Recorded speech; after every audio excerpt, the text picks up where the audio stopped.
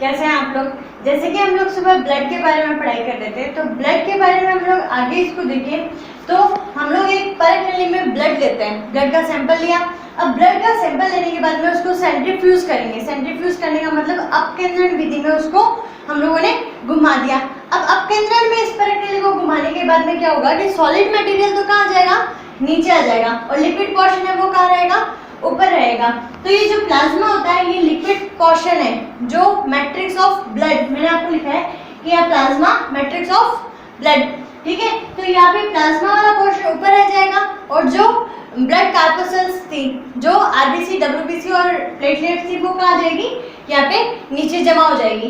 अब इनका कलर है, आरबीसी में हमें पता है हीमोग्लोबिन होता है, तो ये कैसा होगा, रेड कलर का, ठीक है। तो आरबीसी है वो 45% नीचे जमा हो जाएगी। डब्ल्यूबीसी और प्लेटलेट्स है ये यहाँ पे 1% के रूप में यहाँ पे बीच में एक लाइन की फॉर्म में, पर नली में हमें क्या दिखेगी, सिर्फ लाइन की फॉर्म में दिखेगी।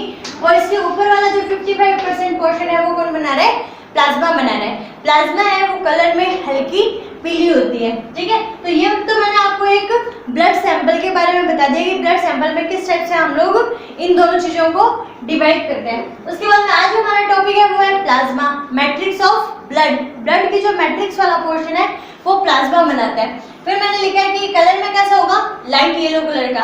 अब लाइट येलो कलर का किसके कारण होगा, यूरोबिलिनोजन के कारण। अब ये यूरोबिलिनोजन है कहाँ से आया है, ये बिलीरुबिन से आया है। हम लोगों ने देखा था जो यकृत से बनने वाला बिलीरुबिन था, जो वेस्टेज मटेरियल था बिलीरुबिन, तो बिलीरुबिन जिसको हम बाइल पिगमेंट भी बोल रहे थे, तो उसका कलर कैसा था, येलो था। अब उसी के अपघटन से क्या बना था, यूरोबिलिनोजन। तो ये क्या बनाएगा हमारे यहाँ पे, इस प्लाज्मा का कलर पिगमेंट बनने का काम करेगा। उसके बाद में हम बात करें प्लाज्मा के कंपोजिशन की। आज ये टॉपिक आपको दिखाई दे रहा है प्लाज्मा, तो ये प्लाज्मा के टॉपिक से क्वेश्चंस है वो बहुत ही रेयर केस में पूछे जाते हैं, बोर्ड लेवल पे नहीं पूछे जाते। लेकिन आपको यहाँ पे जो ये इम्यूनोग्लोबिन है, ठीक है, इम्यूनोग्लोबिन जो हमारी प्रतिरक्षी प्रोटीन्स रहेगी, ये सारी इसमें पाई जाती है। इस कारण हमें इस टॉपिक को अच्छे से है वो पढ़ना पड़ेगा। तो हम कंपोजिशन ऑफ प्लाज्मा की बात करें तो कंपोजिशन, इसका संगठन किस टाइप से हुआ है, तो इसका संगठन में वाटर आता है 90 to 92%, ठीक है। 90 से 92% इसमें क्या पाया जाता है, वाटर पाया जाता है। अब वाटर को हमें अलग से डिस्क्रिप्शन में इसका पढ़ना जरूरी नहीं है, तो इसको हम लोग यहाँ सेपरेट छोड़ देते हैं। फिर हम सॉलिड पार्ट की बात करें तो 8 से 10% भाग है वो सॉलिड पार्ट बना रहे हैं, जिसमें इनऑर्गेनिक सब्सटेंस भी आएंगे और ऑर्गेनिक सब्सटेंस भी। तो सबसे पहले हम इनऑर्गेनिक सब्सटेंस देखें, जो सबसे कम पाए जा रहे हैं 0.9%, जस्ट 8 to 10%, इसका भी 0.9% है वो इनऑर्गेनिक पार्ट बना रहा है। अब इसमें इनऑर्गेनिक पोर्शन में क्या क्या आएंगे, आयंस आएंगे, साल्ट्स आएंगे और गैसेस आएंगे। आयंस की बात करें तो यहाँ पे Na+, K+, Cl-, Ca2, SCO3 और PO4-3। तो इस टाइप से ये क्या पाए जाते हैं, यहाँ पे इनऑर्गेनिक आयंस पाए जाते हैं, ठीक है। जिसमें भी Cl- है वो Na+ से ज्यादा पाया जाएगा। उसके बाद में हम साल्ट की बात करें तो हमारे ब्लड में सबसे ज्यादा साल्ट है वो NaCl पाया जाता है, तो NaCl साल्ट सबसे ज्यादा पाया जाता है। फिर KCl, NaH, CO3 और KHCO3। तो इस टाइप से आपको ध्यान में रखने कि कौन से साल्ट इसमें पाए जाते हैं। सबसे ज्यादा क्वेश्चन पूछा जाता है वो NaCl का ही पूछा जाता है। गैसेस का परिवहन जो हो रहा है तो हमारी बॉडी में O2, CO2 और N2 ये गैसेस पाई जाएगी। तो यहाँ पे नॉर्मल सा प्लाज्मा का जो हल्का फुल्का डिस्क्रिप्शन था कि वाटर पाया जा रहा है, और यहाँ पे इनऑर्गेनिक पार्ट में जो आयंस, साल्ट्स और गैसेस है वो पाई जा रही है। तो ये हमारी यहाँ पे कंप्लीट हो जाती है। देन जो इसका जो टिपिकल वाला पोर्शन रहेगा, जिसको हम लोगों को थोड़ा अच्छे से पढ़ना पड़ेगा, वो है हमारे ऑर्गेनिक पार्ट। ऑर्गेनिक पार्ट है वो 7 to 9% क्रिएट कर रहा है यहाँ पे, ठीक है। अब ऑर्गेनिक पार्ट में यहाँ पे 6 चीजें पाई जाती है। तो ऑर्गेनिक पार्ट में सबसे पहली पाई जाएगी प्रोटीन, जो मैक्सिमम पाई जाएगी। यहाँ पे प्रोटीन है वो सबसे ज्यादा पाई जाती है।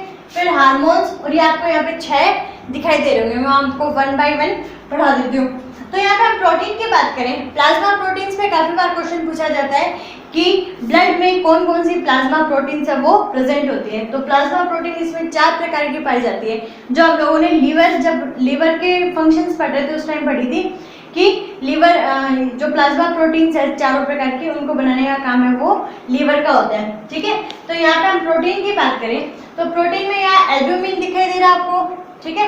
एल्ब्यूमिन है वो 4% सबसे ज्यादा क्वांटिटी में पाया जाना, फिर ग्लोब्यूलिन, फिर फाइब्रिनोजन और फिर प्रोथ्रोम्बिन।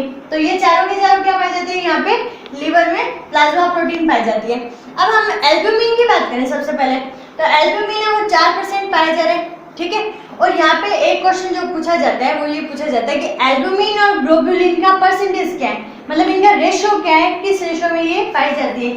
तो जहाँ एल्ब्यूमिन 2 है तो वहाँ ग्लोब्यूलिन कितनी होगी, 1, 2:1, 2:1, ठीक है। तो ये आपको ध्यान में रखना है कि एल्ब्यूमिन और ग्लोब्यूलिन का रेशियो क्या रहेगा, 2:1 रहेगा। तो यहाँ एल्ब्यूमिन की बात करें, प्रोड्यूस्ड बाय लिवर, ये भी लिवर से और ये भी लिवर से। तो हमें ध्यान में है कि चारों के चारों प्रोटीन्स हैं, उनका प्रोडक्शन है वो किससे हो रहा है, लिवर से हो रहा है। एक बात क्लियर। उसके बाद हम बात करें कि एल्ब्यूमिन है वो क्या है, सबसे स्मॉलेस्ट है। एल्ब्यूमिन है वो सबसे स्मॉलेस्ट प्लाज्मा प्रोटीन है। उसके बाद में हम फाइब्रिनोजन और प्रोथ्रोम्बिन की बात करें तो ये लार्जेस्ट प्लाज्मा प्रोटीन है। तो ये आपको दोनों को ध्यान में रखना है कि लार्जेस्ट प्लाज्मा प्रोटीन कौन सी है और स्मॉलेस्ट प्लाज्मा प्रोटीन कौन सी है।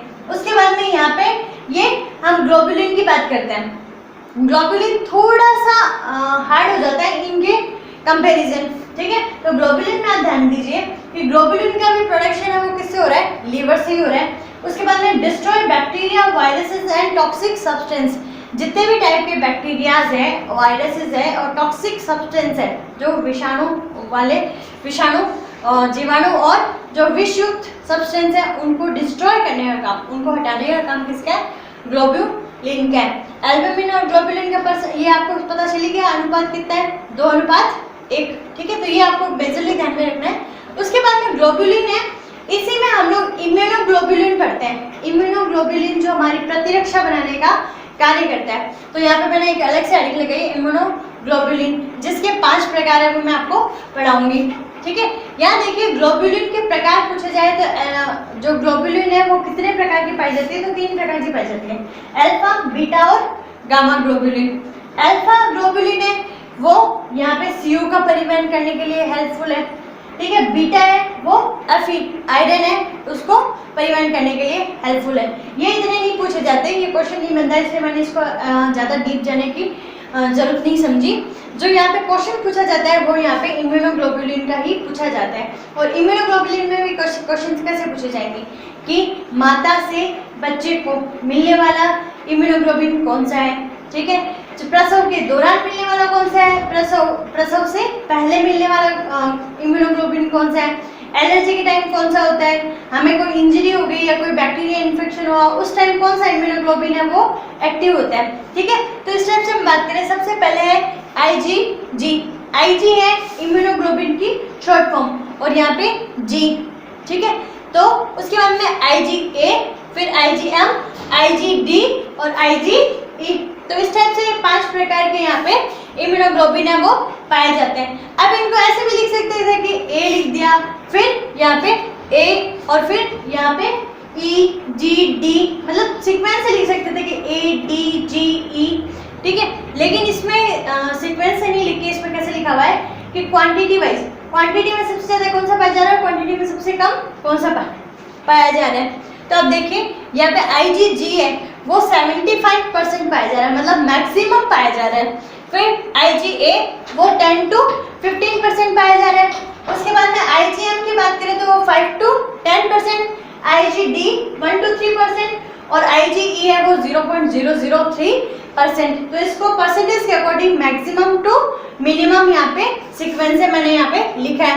उसके बाद में आपको ये ध्यान में रखना है कि IgG के बारे में पूछा जाए तो ये सबसे स्मॉलेस्ट होती है, पाई संख्या में सबसे ज्यादा जाती है, मतलब क्वांटिटी इसकी क्या है सबसे ज्यादा, लेकिन ये स्मॉलेस्ट रहेगी। तो स्मॉलेस्ट है और ये वेट में कैसी होगी, लाइट होगी, ठीक है। तो ये ध्यान में रखना है कि IgG है वो स्मॉलेस्ट है, क्वांटिटी में ज्यादा है लेकिन यहाँ पे लाइट वेट है। लेकिन यहाँ पे जो IgM, ठीक है, IgM है वो क्या है, लार्जेस्ट है, बड़ी है, हैवीएस्ट, भारी भी हो जाएगी और ओल्डेस्ट जो सबसे पुरानी इम्यूनोग्लोब्यूलिन है, ठीक है। तो इस टाइप से आपको ये दोनों ध्यान में रखनी है, IgG और IgM।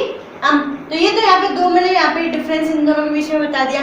फिर जो मैंने कहा कि IgG, ठीक है, IgG, तो जी है तो उसमें क्या होता है कि आईजीजी है वो प्लेसेंटा को क्रॉस कर सकती है, ठीक है। प्लेसेंटा में आपको ध्यान में है कि जब कोई भ्रूण है वो माता के गर्भ में है तो उस टाइम वो प्लेसेंटा के अंदर रहेगा। अब प्लेसेंटा को जो इम्यूनोग्लोबिन है वो क्रॉस करके बच्चे को मिल रही है माता के थ्रू, तो वो कौन सी होगी, आईजीजी। तो आपको ध्यान में रखना है कि प्लेसेंटा को क्रॉस कर सकती है और मदर टू चाइल्ड मिलती है, ठीक है। और ये इसको सबसे पहले लिखा है मैंने तो है कि बच्चा है पैदा होने से पहले क्या रहेगा, एम्ब्रियो स्टेज में रहेगा। तो आपको ये ध्यान में रह जाएगा कि एम्ब्रियो स्टेज में मिलने वाला है और सबसे ज़्यादा क्वांटिटी में, और सबसे पहले मैंने ये लिखा था, ठीक है। तो आप नोट्स पे भी इस टाइप से उतारिएगा। फिर आईजी है, तो आईजी है वो क्या है, सेक्रेटरी एंटीबॉडी, मतलब इसका मतलब क्या हुआ, स्त्रावी प्रतिबॉडी, ठीक है। तो यहाँ पे जो है ना, यहाँ पे आईजीजी है उसमें क्या होगा, कोलेस्ट्रॉल में पाई जाती है। अब है कि एम्ब्रियो स्टेज में मैंने बताया आईजीजी पाया जा रहा है, ठीक है। फिर आईजीए लिखने के बाद में मैंने कहा कोलेस्ट्रॉल में। अब बच्चे प्रसव के दौरान, मतलब बच्चा पैदा होने के बाद में क्या करेगा, माँ का पहला दूध पिएगा। अब माँ का जो पहला दूध होता है उसको कोलेस्ट्रॉल कहते हैं, ठीक है। तो कोलेस्ट्रॉल में ये एंटीबॉडी है वो पाई जाती है, ठीक है। तो आईजीए।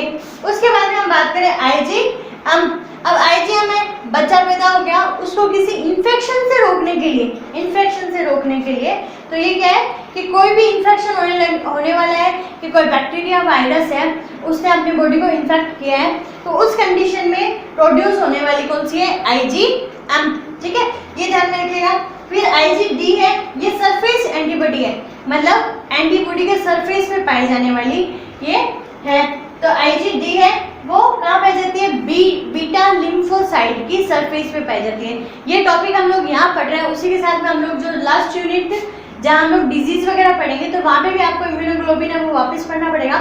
उस टाइम में आपको एंटीबॉडी की स्ट्रक्चर भी है वो अच्छे से समझा दूंगी। तो अभी आपसे फिर इसके जो एक नंबर वाले क्वेश्चन है वो ध्यान में रखिए कि सबसे पहले मैंने बात की कि जो प्लेसेंटा से मिलने वाला है, देन हम बात करें कोलेस्ट्रॉल से मिलने वाला, देन हम बात करें या इन्फेक्शन से बचाने के लिए, उसके बाद बीटा लिम्फोसाइट की सरफेस पे, और जो सबसे लास्ट है आईजीजी, ये क्या होगा, एलर्जिक एंटीबॉडी, मतलब एलर्जी से प्रिवेंट करने के लिए जो एंटीबॉडी बनती है तो उसको क्या बोलेंगे हम, एलर्जिक एंटीबॉडी, ठीक है। तो ये आपको समझ में आ गया होगा। उसके बाद में हम यहाँ पे प्रोटीन का डिस्कस कर चुके हैं। प्रोटीन डिस्कस करने के बाद में हम लोगों ने कहा था कि प्लाज्मा है, सॉरी ब्लड है, वो हमारी बॉडी में बहुत सारी चीज़ें ट्रांसपोर्ट करने का काम करते हैं। अब ट्रांसपोर्ट करने का काम करेगा, आप इस ट्रांसपोर्टेशन को भी क्या कर देंगे, अलग अलग हिस्सों में डिवाइड कर देंगे कि भाई इस सामान को ले जाने का काम प्लाज्मा का है, इस सामान को ले जाने का काम आरबीसी का है, इस सामान को लेके जाने का काम डब्ल्यूबीसी का है। तो इस टाइप से क्या कर दिया, इनको अलग अलग सेपरेट भागों में डिवाइड कर दिया, ठीक है। तो यहाँ पे हम हार्मोन्स की बात करें तो हमारी बॉडी में सिक्रेट होने वाले एंडोक्राइन ग्लैंड के थ्रू जो भी हार्मोन्स है वो सिक्रेट हो रहे हैं, तो उनको लेके जाने का काम किसका होता है, प्लाज्मा का होता है, ठीक है। उसके बाद में एंटीकोगुलेंट, जो हम लोग हिपेरिन की बात कर रहे थे, तो हिपेरिन को ट्रांसपोर्ट करने का काम भी है वो किसका है, यहाँ पे प्लाज्मा का है। फिर वेस्ट प्रोडक्ट जो यूरिया, यूरिक एसिड वगैरह होते हैं तो वो किसके साथ में मिक्स होके किडनी और लिवर तक जाएंगे, यहाँ हमारे प्लाज्मा के साथ में।